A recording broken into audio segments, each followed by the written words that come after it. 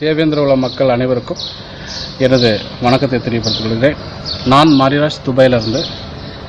அதுக்கு அடுத்தபடியாக நமது தியாகி இம்மானுவேல் சேகரனுடைய மணிமண்டபம், தியாகியாரனுடைய மணிமண்டபத்தை கட்டுவதற்கு எத்தனையோ அமைப்பு முயற்சி செய்தும் ஏன் இதுவரையிலும் அந்த மணிமண்டபம் எழுப்பப்படவில்லை என்ற கேள்விக்கு அனைத்து தேவேந்திரர்களும் நம் மக்களும் ஏன் இந்த விடயம் தெரியாமல் இருக்கிறார்கள்.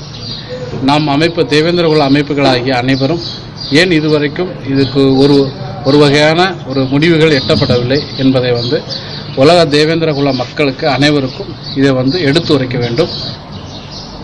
வரலாறு இல்லாத தலைவர்கள் கூட மணிமண்டபம் இப்படி என்று இருக்கும் பொழுது நாம் தேசிய தலைவர் தியாகி இம்மானுவேல் சேகரன் ஒட்டுமொத்த நம்ம தேவேந்திரர்களுக்காக போராடிய உன்னதமான தலைவர், அவருக்கு ஏன் மணிமண்டபம் கட்டப்படவில்லை என்பதற்குரிய கேள்வி அனைவரும் தேவேந்திரருடைய மனதிலும் எழும்புகிறது.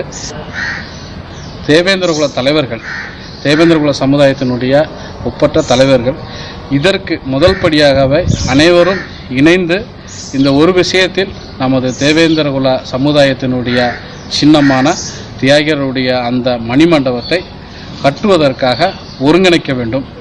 இதற்கு என்ன கட்டமைப்புகள் செய்ய வேண்டும், என்ன வழிமுறைகள் எடுக்க வேண்டும் என்பதற்காக அனைத்து தேவேந்திரர்களும் இது பற்றிய உங்களுடைய கருத்துக்களும் சிந்தனைகளையும் வழங்குமாறு எனது சார்பாகவும் உலக ஒட்டுமொத்த தேவேந்திரருடைய சார்பாகவும் உங்களிடம் கேட்டுக்கொள்கிறேன்.